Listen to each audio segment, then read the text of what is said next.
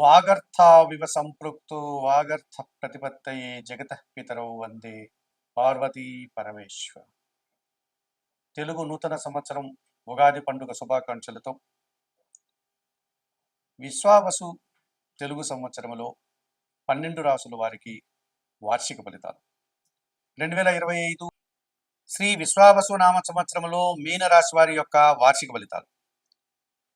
ఈ మీనరాశిలో పూర్వాభాద్ర నక్షత్రం 4వ పాదం అనగా 1 పాదం, ఉత్తరాభాద్ర నక్షత్రం 1, 2, 3, 4 అనగా 4 పాదాలు, రేవతి నక్షత్రం 1, 2, 3, 4, 4 పాదాలు, మొత్తం 9 నక్షత్ర పాదాల వారు ఉంటారు.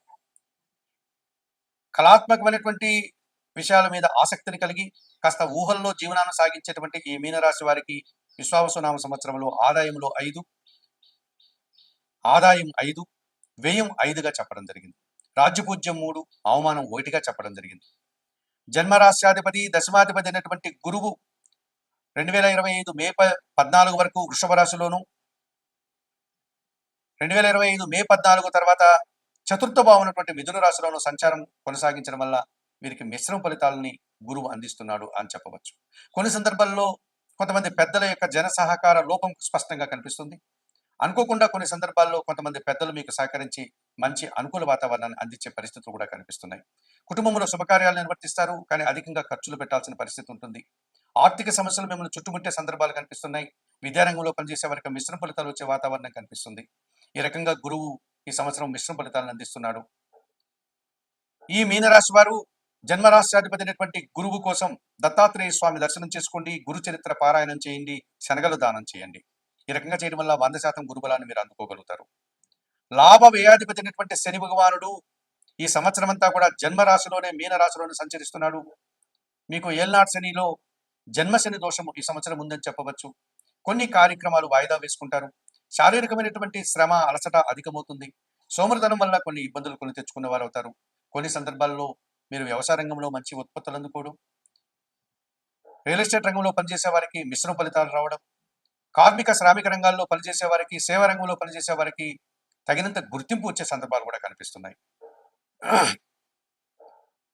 మరి ఈ శని దోషం నుంచి బయటపడడానికి శనీశ్వర స్వామి ఆలయానికి వెళ్ళి మీనరాశి వారు సోమవారిని సందర్శించుకుని అక్కడ అందుబాటులో ఉండే పూజాది కార్యక్రమాలు నిర్వర్తించండి.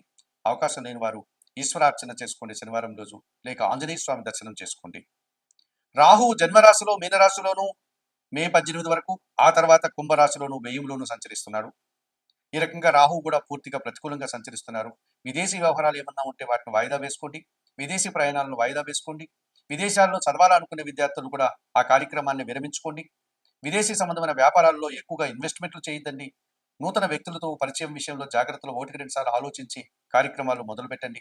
ఈ రకంగా రాహు మీకు ప్రతికూలంగా సంచరించడం వల్ల మీరు నష్టపోవడానికి అవకాశం కనిపిస్తుంది. కొన్ని నిందలు కూడా మీరు పడాల్సిన సందర్భాలు కనిపిస్తున్నాయి. నిత్యం దుర్గారాధన చేయండి. శ్రీదేవి కట్కమాల స్తోత్రం చదువుకోండి. అమ్మవారిని దర్శించుకోండి. ఎర్రటి పూలమాలను దుర్గాదేవికి సమర్పించండి. ఎర్రటి పండ్లను అమ్మవారికి నైవేద్యంగా సమర్పించండి. ఈ రకంగా చేయడం వల్ల రాహు దోషం నుంచి మీరు బయటపడడానికి అవకాశం ఉంటుంది. కేతువు 2025 మే 18 వరకు సప్తమ భావంలో కన్యా రాశిలో ప్రతికూలంగాను, ఆ తర్వాత షష్టమ భావంలో సింహరాశిలోకి ప్రవేశించడం వల్ల పూర్తిగా అనుకూల వాతావరణాన్ని అందిస్తున్నాడు.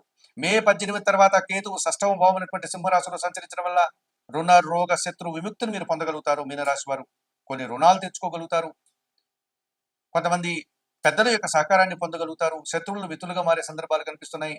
అనారోగ్యాన్ని పోగొట్టుకుని ఆరోగ్యవంతులు అవుతారు. ఈ రకంగా కేతు మీకు 70 నుంచి 80% శుభ్రతను అందించే వాతావరణం కనిపిస్తుంది. ద్వితీయ భాగ్యాధిపతి అయినటువంటి కుజుడు 2025 జూన్ జూలై మాసంలో షష్టమ భావం అనేటువంటి సింహరాశిలోను, 2025 డిసెంబర్ లోను, 2026 జనవరి ఫిబ్రవరి మాసాల్లో ధనస్సు మకర రాశుల్లో అనగా దశమ లాభభావాల్లో సంచరించడం వల్ల రియల్ ఎస్టేట్ లో పనిచేసే వారికి అధిక లాభాలు వచ్చే పరిస్థితి ఉంది. వాహన వ్యాపారాలు చేసే వారికి అధిక లాభాలు వచ్చే పరిస్థితి కనిపిస్తుంది. మీ మాటకు విలువ పెరగడం వల్ల సమాజంలో గుర్తింపును తెచ్చుకోగలుగుతారు. కోర్టు వ్యవహారాలలో మీరు విజయాన్ని పొందగలుగుతారు. కొన్ని వివాదాలు పరిష్కరించుకోగలుగుతారు. కుజుడు మీకు 50 నుంచి 60% శుభఫలితాలను అందించే వాతావరణం కనిపిస్తుంది.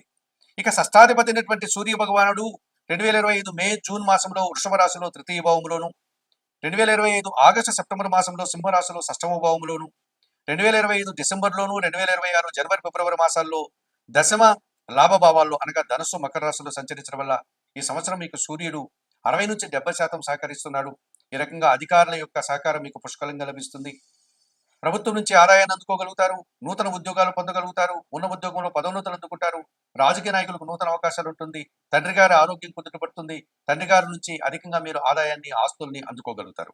సూర్యుడు మీకు 60-70% శుభఫలితాలను అందించే వాతావరణం మీనరాశి వారికి ఈ సంవత్సరం ఉంది. మరి విశ్వావసునామ సంవత్సరంలో ఈ మీనరాశి వారు దత్తాత్రేయ స్వామికి పూజలు నిర్వర్తించడం, శనీశ్వర ఆరాధన చేసుకోవడం, లేకపోతే ఈశ్వరాభిషేకం నిర్వర్తించుకోవడం, శ్రీకాళహస్తీశ్వర ఆలయానికి వెళ్లి రావుకేతు పూజలు నిర్వర్తించడం వల్ల, సుబ్రహ్మణ్య స్వామిని దర్శించుకోవడం వల్ల మరింతగా మంచి ఫలితాలను పొందడానికి అవకాశం ఉంటుంది. విశ్వావసునామ సంవత్సరంలో ఈ మీనరాశి వారు చెప్పిన విషయాలన్నీ స్వీకరిస్తూ, పరిహారాలు పాటిస్తూ, ఆయురారోగ్యాలతో మరింతగా ఆర్థిక అభివృద్ధిని పొందాలని మనస్ఫూర్తిగా కోరుకుంటూ సర్వే జనా సుఖినో భవంతు. నమస్కారం. శ్రీ విశ్వావసునామ సంవత్సరంలో మీనరాశి వారి యొక్క వార్షిక ఫలితాలు. ఈ మీనరాశిలో పూర్వాభాద్ర నక్షత్రం 4వ పాదం అనగా 1 పాదం, ఉత్తరాభాద్ర నక్షత్రం 1, 2, 3, 4 అనగా 4 పాదాలు, రేవతి నక్షత్రం 1, 2, 3, 4, 4 పాదాలు, మొత్తం 9 నక్షత్ర పాదాల వారు ఉంటారు. కళాత్మకమైనటువంటి విషయాల మీద ఆసక్తిని కలిగి కాస్త ఊహల్లో జీవనాన్ని సాగించేటువంటి ఈ మీనరాశి వారికి విశ్వావసునామ సంవత్సరంలో ఆదాయం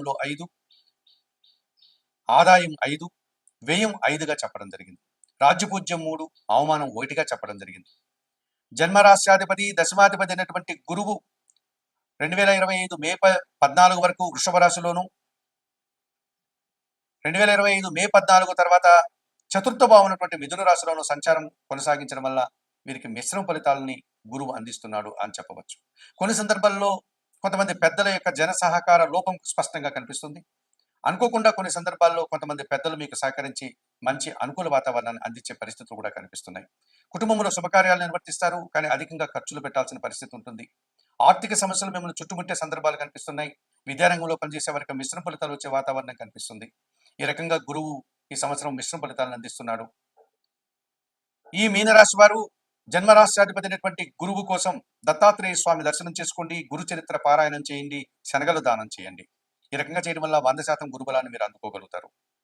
లాభ వ్యయాధిపతి అయినటువంటి శని భగవానుడు ఈ సంవత్సరం అంతా కూడా జన్మరాశిలోనే మీనరాశిలోనే సంచరిస్తున్నాడు. మీకు ఏల్నాడు శనిలో జన్మశని దోషము ఈ సంవత్సరం ఉందని చెప్పవచ్చు. కొన్ని కార్యక్రమాలు వాయిదా వేసుకుంటారు.